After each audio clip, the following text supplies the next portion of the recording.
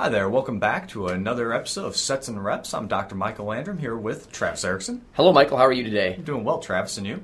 Good. I can't complain. I suffered a little bit of a back injury last week, picking up a heater in my house. Yes, that's how pathetic my life has become. But no, I felt good. Was able to lift today, and so I'm back on the horse, so to speak. Getting back to squatting today, so yeah, a little it bit. Can't be so bad. Yeah, barely over my body weight, but at least I'm doing my best. Well, that actually works out well for what we're going to talk about Sure. today, because there's probably a lot of people who can't squat their body weight who are trying to do programs that are inappropriate for them at that point. What is our topic today, Michael? So today we're going to try and demystify periodization a bit.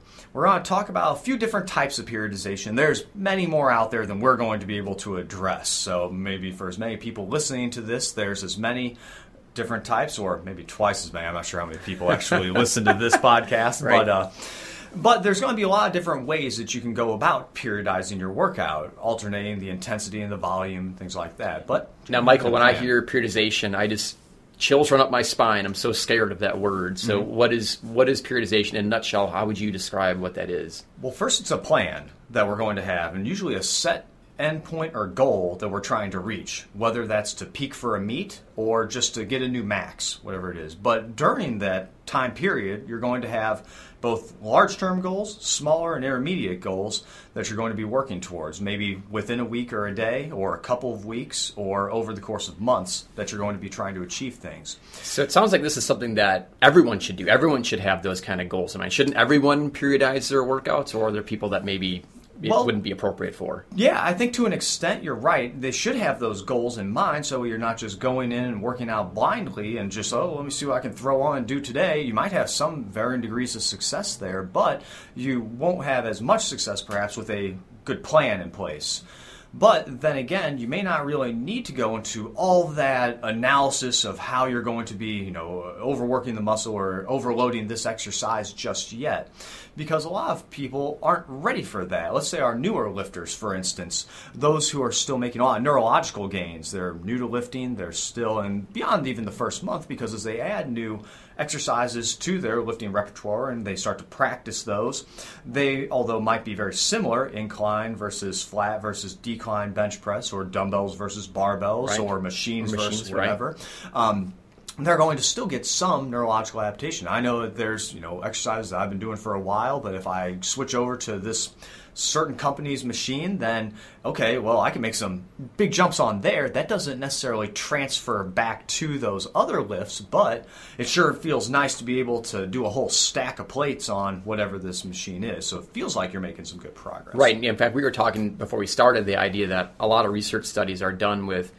relatively untrained subjects, and invariably, if you look at those exercise programs they put those subjects through, it kind of doesn't matter what they do, because all those variables tend to increase because they're coming from a state of not having any training base, right? So any kind of workout, it doesn't have to be planned in those cases. It's just they're going to get better, right? Yeah, because you've been doing more than you were previously. So there are some studies where they use like PVC pipes versus barbells, and for the first few weeks or so, maybe a little bit less depending on the study that we're looking at, they both progress similarly, at least not significantly different from each other. Sure. So although maybe one does gain a little more strength, the difference isn't significant statistically. Right. But then beyond those neurological gains, then we do see that once you can overload that with a barbell and then add weights to it, then you're able to progress further. Right. But in those beginning stages, we first need to establish consistency. Like we were talking about with diet before, same thing for exercise. Whereas if you are just sporadically going to the gym and working out as hard as you can that one day, you're probably not going to make very good progress. Right. You might make some, but it's not going to be as steady or as great a progress as you might make if you were doing it more routinely. Right. It's analogous to, I ate really well on Monday, Tuesday, Wednesday, but then Thursday, Friday, didn't eat very well. And so it's inconsistent, right? Well, maybe you deserve that. That's what I worked out 3 days. I deserve some chocolate cake, right? Exactly. Well, and we kind of said this has confused some people in my nutrition class. So you can get fat off cake or apples, although it's very difficult to do on apples. Right. I mean, you have to do like 50 bushels to get the calories. Sure.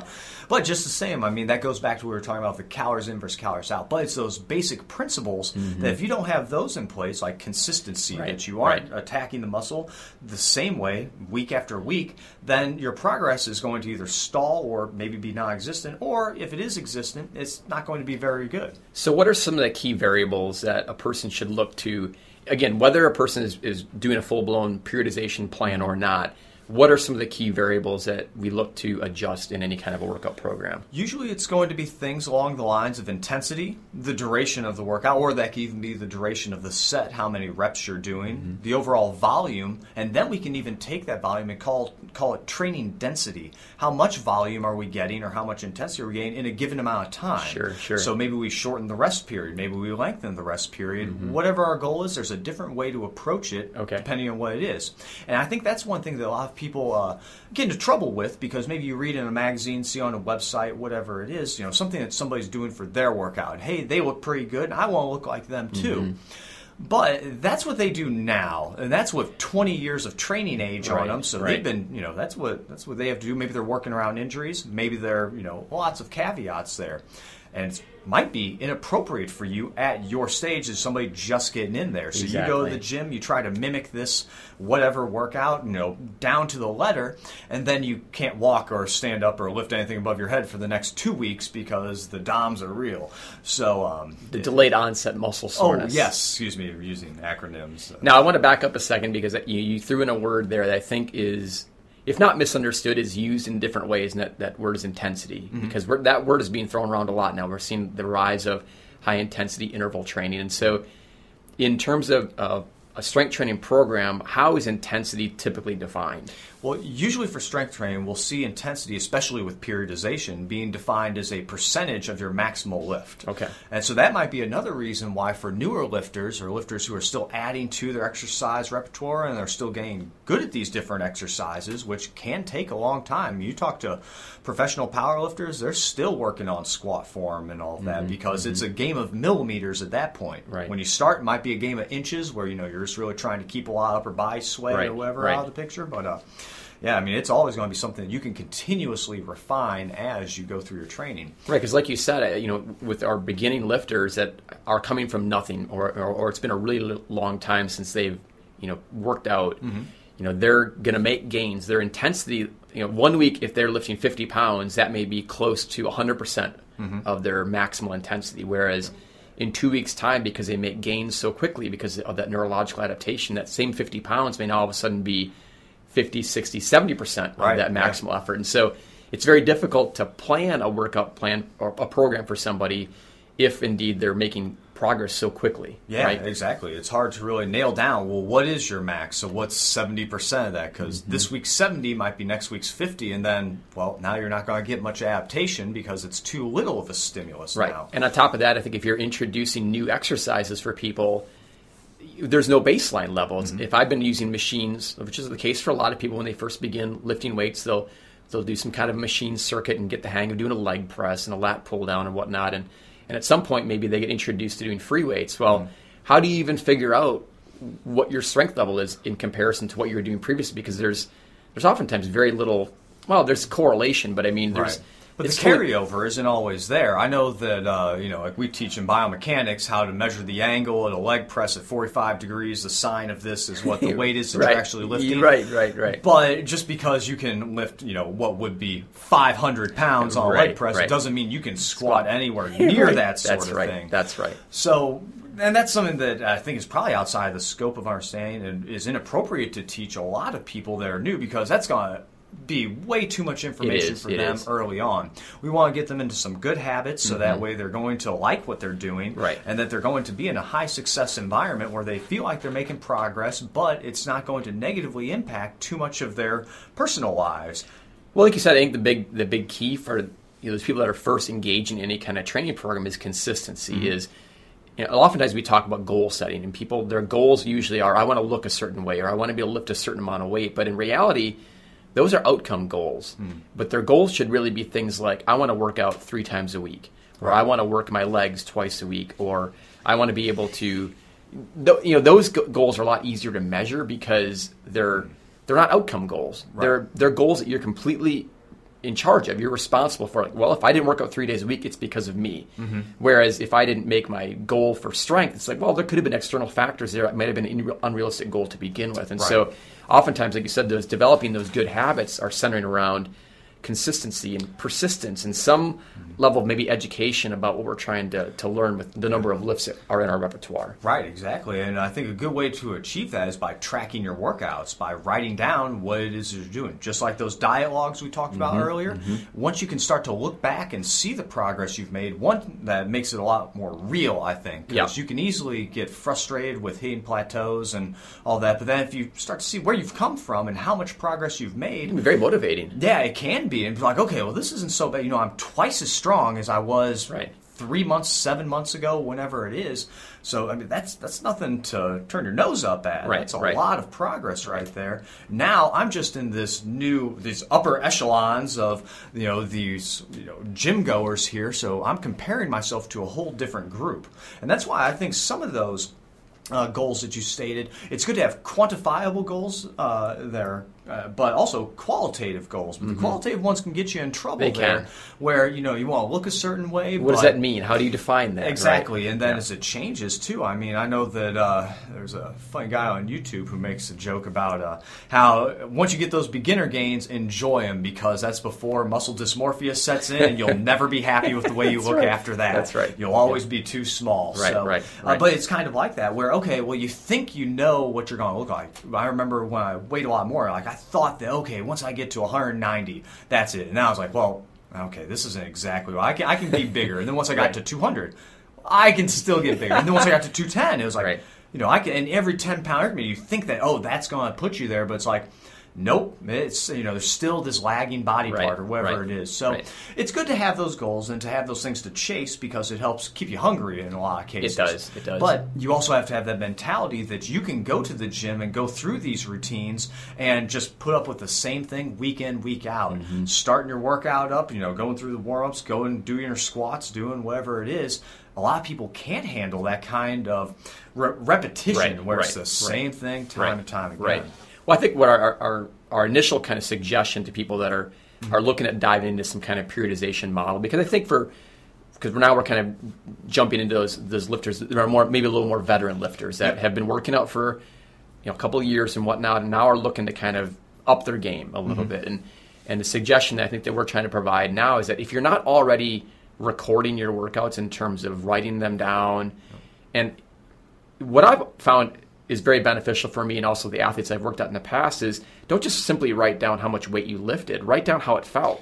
Because when you look back at it next week, if you wrote a note and said, lifting at 200 pounds for a set of 5 felt really easy, and if you write in the notes, you suggest to yourself, your future self, maybe go ahead and up the weight next week. If you see that staring you in the face, then you're more likely to do it, as opposed to if you don't record those weights or you don't make those little notations to yourself, you might just stick and do the same things over and over and over again because it's easier to do it that way. Right. I always love making little notes to myself in my workout journals just because sometimes I can kind of explain things away. I got this head cold or whatever. Sure. I'm almost over, but not quite. So, once I got the blood flowing, then it's like, now I can really feel it in my face or whatever it is. But then maybe you do really well, and it's like, even in spite of that, I was able to succeed. So, once again, it's being in that high success environment, and if you can write all that down, that's just further reinforces the good work you've been doing, which I hope will encourage you to continue that on. Right.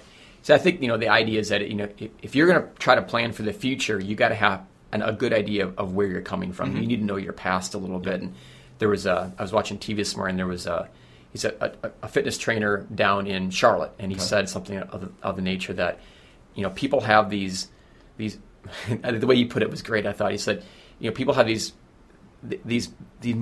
they kind of work out in a microwave way, but they want crock pot results. I love that idea. It's like they want these. They do these quick, short, discrete, activities. Right. But they're expecting these long-term results. But it's like you can't build those long-term results by thinking short-term. Right. And so this idea that you first need to have a good understanding of what you are doing, where you've come from, what is your overall plan been, what have you been doing. And to get that then is to have some kind of a journal for yourself. It doesn't need to be spanning back several years, but have it be a couple of months of workout logging to kind of get an idea of what you normally tend to do. What are your tendencies? and also what are the things that you're avoiding, right? Because that can be very glaring. Just like writing a dietary recall and be like, man, my go-to food is like, I need to get off this food that I always tend to eat, and that maybe is the reason I'm stuck at this body weight, for example. Right. Same thing can be true for lifting, right? I think so. You got something that you're naturally good at for whatever reason, maybe your levers or just something you were doing before with athletics, and so that's the exercise I go to. That's the machine I always start with because I can do the whole stack on there, and everybody take a look at this. I don't need you to spot me. I need you to watch me on this one because it's it's pretty impressive, huh? But then you avoid the other ones that are more difficult and might be the things that are missing in that plan that would help you get past that, whatever that plateau is, or make that next step in your physique or what have you. So what are some of this, again, periodization is some kind of a plan, a long-term plan. You've got some kind of goal in mind for the future. I mean, if a person goes online and starts typing in periodization, they're going to get lots of results because there are different types. And without getting into the history of periodization, what are some of the kind of basic periodization models that are out there? So generally all the models will vary intensity and the volume that you're doing. So you'll have some days where it's very high intensity, like we were talking about. Heavy weights. Heavy weights, 80, 90, 95% of your maximum 1 rep max. But then you'll also have to trade off. You can't do sets of 10 with that sort of thing, so you'll see a lower volume. You may only be doing 3 singles as you peak for something, as you're getting ready for the next week when you're testing and you're trying to have your maximum lift. Sure. But then there's other ways to set it up and how you can either focus on different types of muscle fiber type, whether or not you're trying to improve on one by doing a lot of endurance work, higher reps, let's say you're 12 to 15. Working your slow twitch or type 1 fibers. Yeah, I wasn't sure if we were able to talk about that. Well, I think we can say that. Yeah, very good. Okay, yeah. Okay, fair enough. So then we unleash the beast now. Watch out. But yeah, so we could have that sort of thing, or we could switch over to like strength or hypertrophy training. Now you might hear some people talking about, well, you got to hypertrophy the muscle before you can really strengthen it because you get that much more strength gain out of it. Hypertrophy being making the muscle larger. Right? Yep. See, and that's what I was afraid of. We can't say. Well, we can just set aside because people understand that concept. So our type 2A muscle fibers right there. But after that, then we might go into a strength phase. So now we've grown the muscle, made it bigger. It's able to do more capacity for work. So with that endurance component from before, now let's strengthen it so we can throw more heavy sets at it. So it sounds like to me you're describing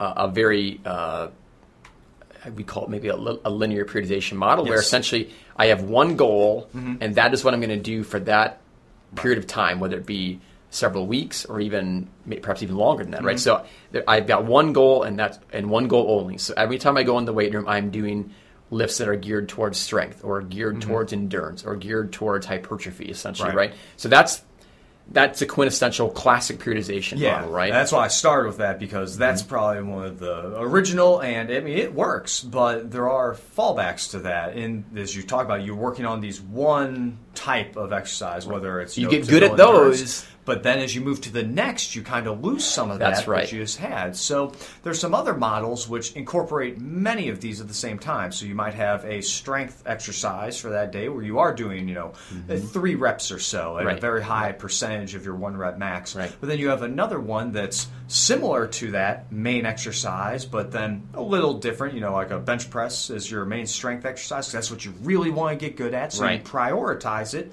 You put it in the front of your workout so you're fresh and you can hit it with everything you've got. But then you want to also get a little bit of hypertrophy. So then you throw in incline bench press or something else that's similar but a little different. So you're saying within the week then you might have one day where for, let's say, upper body, I'm doing, let's say on Monday, today is a strength day.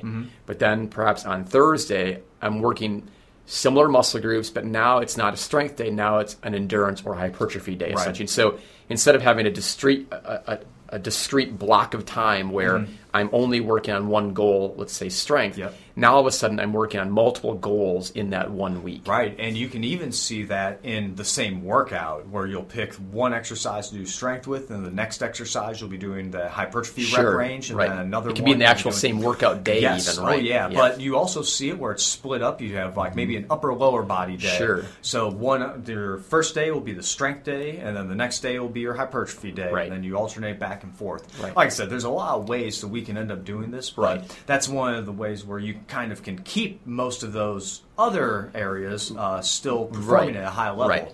So you don't lose the hypertrophy, you don't lose the muscle size, you're able to gain some strength. Now, do you gain it all as fast? Perhaps yes, perhaps no. I mean, a lot of that ends up having to do with your overall volume. Because it depends on how much you're doing. That's right. You can't just do every day for your strength day 10 sets of one. For maybe you can't, but I can. Well, okay, and that's always the exception, right? So we all got that uncle who's got this cousin who I guess would be like our third cousin, whatever. But you know, the guy who knows this other person who works out at this gym with this other person who they do this, and you should see them, man. It's something else. So this model, we call this more of an undulating periodization model, right? So the initial one we talked about, you typically will see it being called the block periodization model, where that whole block you're doing the same priority, right? And then an undulating model means you're mixing it up each week and each day, perhaps even you're satisfying different goals with the purpose of not allowing one attribute to go away, right? And that's, in some ways, that's the more popular way to do it. And then I think the other one that we had to kind of look it up because there's so many different terms out there, is this whole idea of conjugated periodization. Do you want to talk to me a little bit about... Or concurrent periodization. Was that the other way it was? That's true. There was concurrent, and there's conjugate periodization, and there's this undulating periodization. These words get really out of control a little bit, don't they? So you can see why somebody who's new to all this could easily spend, weeks or months like, oh, I got the perfect plan, but I've just got to do a little bit more research. And, it'd probably just be better to get in the gym. You need to pull the trigger and get in there and start working out. Instead of just trying to overanalyze everything. But, we talked about this in nutrition before, is that, you major in the minors, these things that probably don't matter too much, but you don't know the difference, so you think it might be the most important thing. Right. So I think, one of the things that we talked about before we started was the idea that, you want to have a plan. Ideally, at some point, creating some kind of a long-term plan can be very effective for a person that's trying to break through some kind of plateau. Because the reason you might be stuck at where you're stuck at is because you've just been doing the same thing over and over and over again. Even though it feels like maybe it's different, it's not meaningfully different enough. And so by being reflective and looking at what you've been doing over a period of time, by journaling your workouts, you can see perhaps where some of those deficiencies are. So you create a plan for yourself that's intended to address those deficiencies. And it's essentially forcing you to maybe do workouts or exercise that you don't normally like doing. And so then you start making gains in areas that you were not previously making gains in, right? But the big problem with that is that people will make these plans, and like you said, they might spend so much time making the plan, they're not willing to actually pull the trigger and do it. The other problem or limitation you can see would be that they create this plan, and it's so strict that even if it's not working, you stick with it. And perhaps then you run into an overtraining issue, or for whatever reason that plan is not effective. So you've got to be willing to be, and it sounds have a little contradictory. Bit of flexibility. You want a plan to kind of take you to a certain place, but you need to still be reflective and understand that plan may not be... You need to change it, perhaps update it over time. Because I doubt many people are able to spend all day, or their whole life revolves around gym time. We've probably got stressors outside of the gym that the other 23 hours of the day, 22 hours of the day, things are going to happen. All right, now before we get too far away from it, let's go back to conjugated or concurrent or whatever we want to talk about for that periodization. So for the conjugated periodization, you're generally going to have that same undulation where you're going to vary, strength movement and maybe some hypertrophy and some endurance, some prehab, rehab, whatever it is. But then you're also going to have a very discrete goal in mind. I want to get better at this exercise or whatever it is. So you'll have a micro or mesocycle, so for a week or maybe a month, or maybe a couple of months, where you'll focus. That's going to be the main thing you're pushing. You want to get better. At it doesn't mean you're not doing other things. It just means you're de-emphasizing those things, essentially, right? Because your body can only go in so many directions at the same time, and it's already kind of difficult when you're saying, okay, get stronger, grow more muscle, also, increase that mitochondrial density, and all these different avenues. So you only have so much plasticity to your muscle, the ability for it to adapt to different stressors. But I think the idea behind all of these methods and ideas is that there's a method behind the madness. There's a plan. It's not just, hey, I'm going to pull these random activities out of a hat and go do them. Because in some ways, if you look at that idea of concurrent training or undulating models, is that it sounds like it's just a bunch of random goals you're throwing together in a weekly basis, but it's not. It shouldn't be. It should still be actively working towards a goal. And so that conjugated system is perhaps the term that's used to kind of more directly be moving towards a specific outcome, whereas concurrent is just like, we're just going to work all these variables at the same time. Right, yeah. And not maybe put preferential treatment on one versus another. And even then, depending on who you're reading this or who you're hearing this from, you might hear these terms used either interchangeably or differently than what we're providing here. Even those terms that you threw in there, a mesocycle, a microcycle, a macrocycle, even those words are used interchangeably. Yeah. For a lot of people, they'll say a macrocycle is the full year. Other people, it's not. A macrocycle might be a discrete 6-month block or whatever. Or shorter. It could be 3 months. Exactly. Or something like that. I guess the point I'm trying to make is we're trying to demystify periodization here is that try not to get caught up in all the terms, and all that stuff came out of Eastern Bloc countries. Some of it's been poorly translated and poorly understood by Western culture, and that adds to the confusion behind it. But at the heart of it, it's just a plan. You've got some goal in mind of what you're trying to achieve and some method to do it. And in that plan, you're going to have a specificity of training, meaning that you're going to want to get better at something, so you're going to have to do that something, whether it's bench press, deadlift, squat, clean and jerk, whatever it is.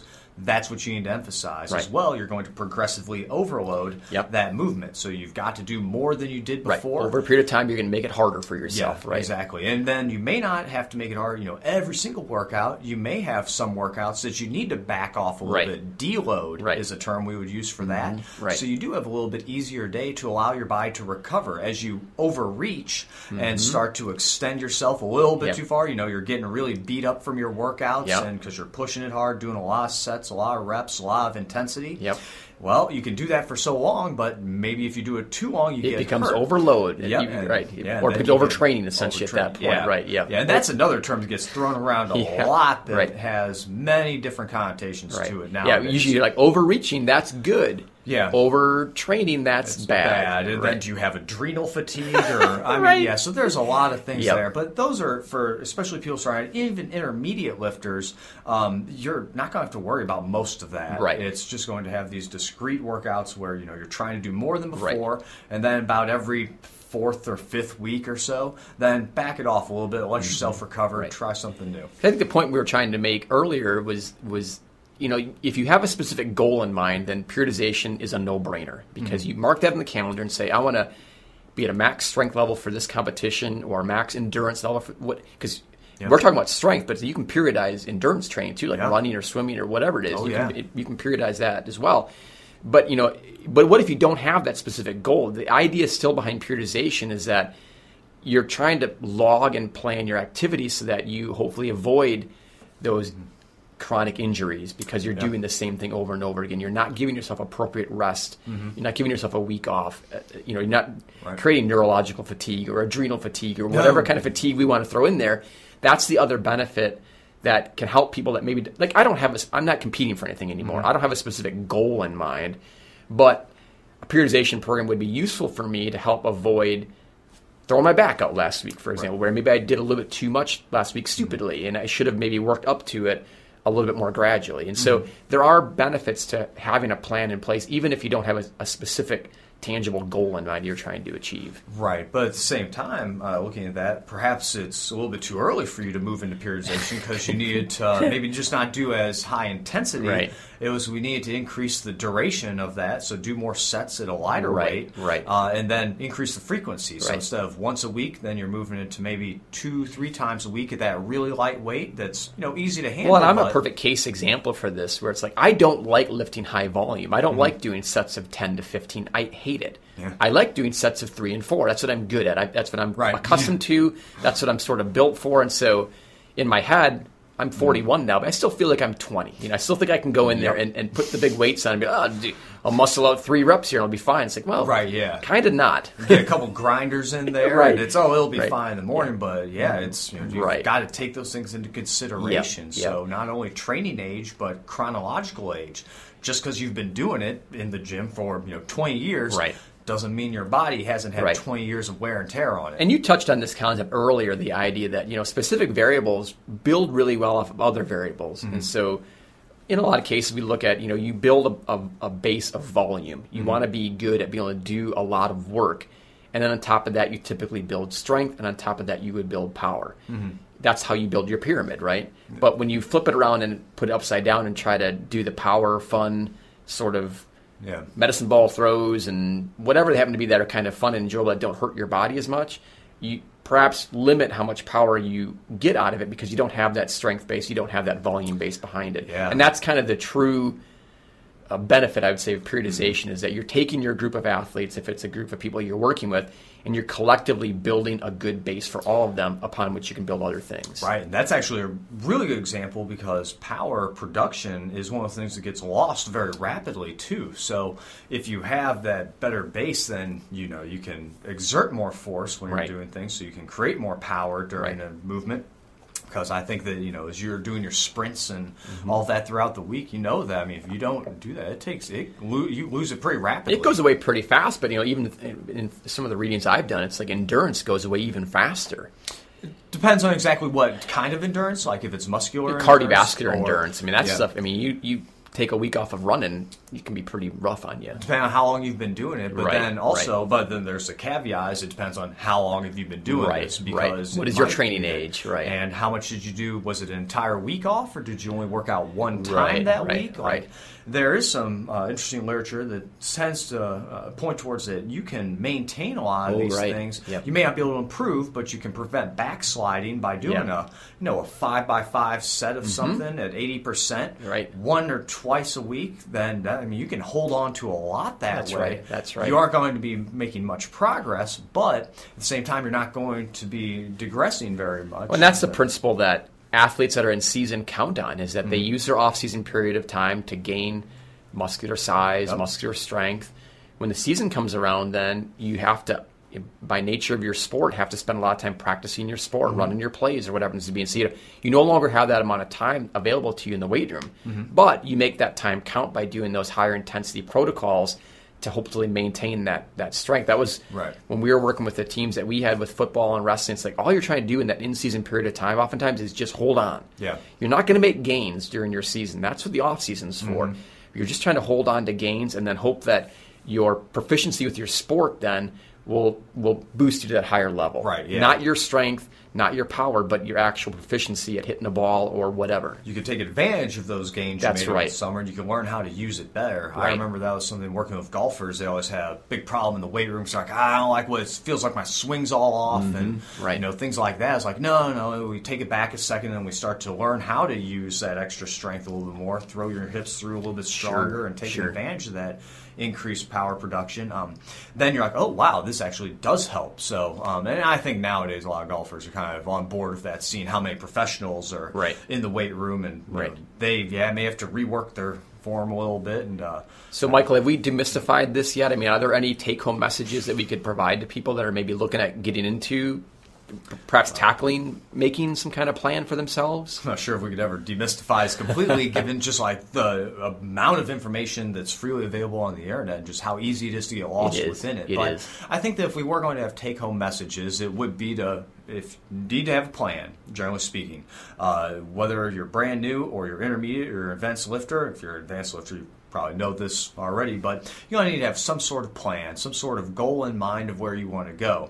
Now, making those goals realistic and achievable is something that's important, but understanding the time it might take you to get there. Just because you say whatever number doesn't mean it has to be at the end of this month. Perhaps it's something like way down the line.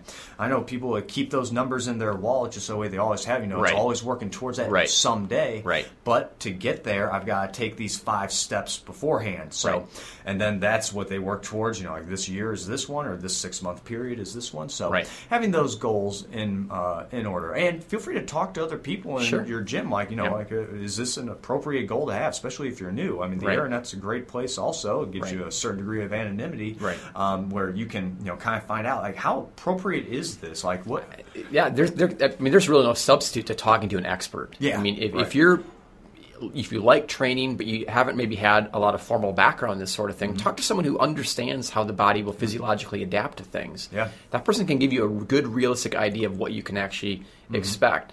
And, my suggestion, again, would be if you're not already taking stock of what your workout actually consists of. If you've got kind of a basic routine in your head that you're looking to follow week to week to week, start writing it down. Yeah. Start getting an idea of what it is you're actually doing. You'll be surprised how much you'll learn about yourself by reflecting on that. Yeah, you've got the plan, but you don't actually have any of the progress recorded. So, well, am I any closer to it this week than I was last week? And what do I plan on doing next week that gets me closer to it? Buy yourself a little 3x5 notebook and just start writing stuff down, or use any number of apps that you can use to record your workouts. But to me, nothing beats a little pen and paper while I'm working out and just jotting notes down. Yeah, I always like keeping those sort of things, those little notebooks myself, because I mean they're incredibly cheap. And they're fun to look back through. Like we said before, they can be incredibly motivating to see where you were 4 months ago or whatnot. Yeah, every so often you see like a drop of blood on there from a set that was a little bit too much and your nose started to bleed. But good times though. It reminds you of why you're really going through this and why you keep on doing it too. Is because look at this progress you've made and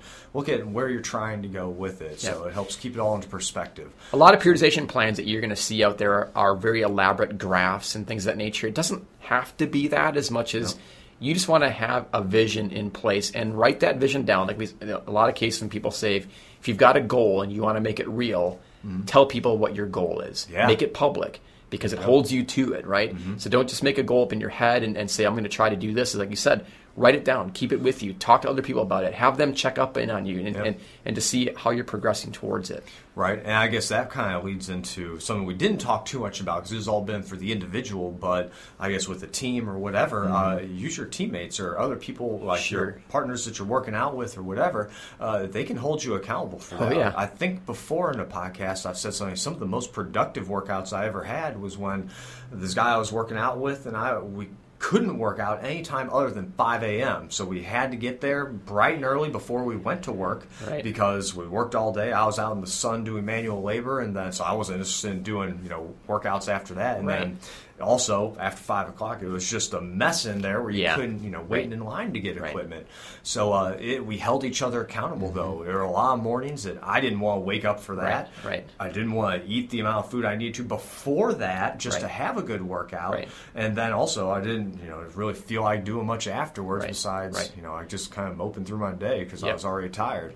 For a lot of people too, I think just having a written idea of what your workout is going to be for that day, just simply having it written down in front of you will force you to do all of it. Whereas if the workout is only in your head and you're like, I'm starting to feel kind of tired, I'm going to not do these last 2 sets or I'm not going to do these last 2 exercises.